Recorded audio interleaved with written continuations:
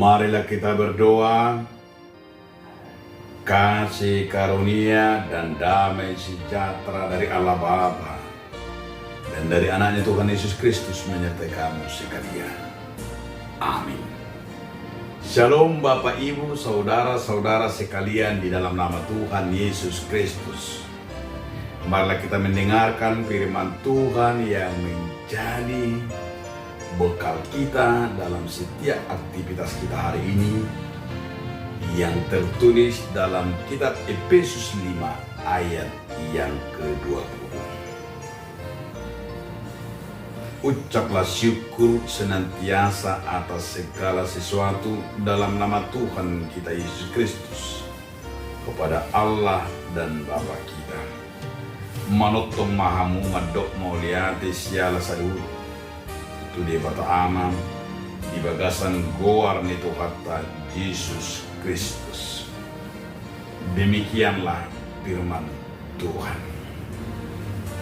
Saudaraku, dalam nama Tuhan Yesus Kristus, judul renungan kita hari ini adalah mengucap syukur. Orang yang tidak tahu bersyukur adalah orang yang paling pahit dan paling menderita di dalam hidup ini.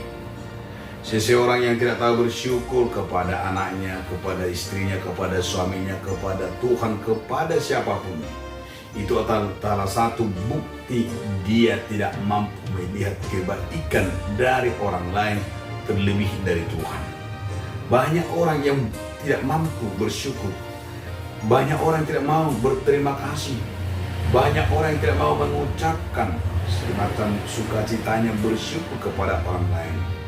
Terlebih dalam hidupnya, dia menyombongkan diri, bermegah karena keberhasilannya. Dia pikir segala kesuksesannya adalah karena kehebatan dia melakukan aktivitasnya.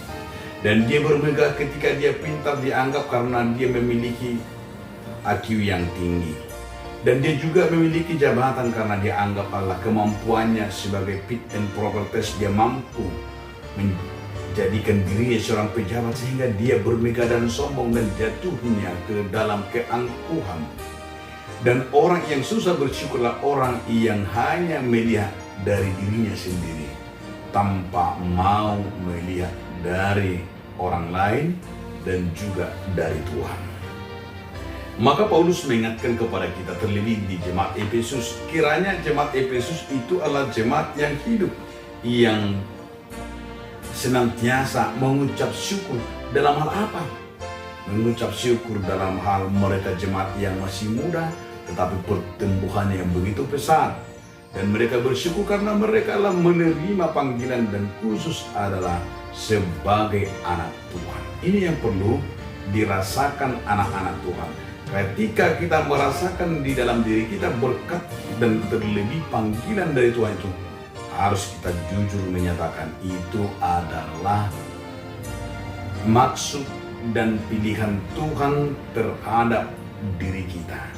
Dan keistimewaan seperti itu bukan keistimewaan yang harus sombongkan, tetapi keistimewaan kita dipilih oleh Tuhan menjadikan diri kita tetap bersyukur kepada Tuhan. Mengucap syukurlah kepada Tuhan dalam segala hal apa yang kita terima, maka kita akan merasakan berkat Tuhan. Amin. Terima kasih Tuhan Yesus Kristus. Kiranya kami Tuhan mampu orang yang bersyukur dalam hidup kami. Amin.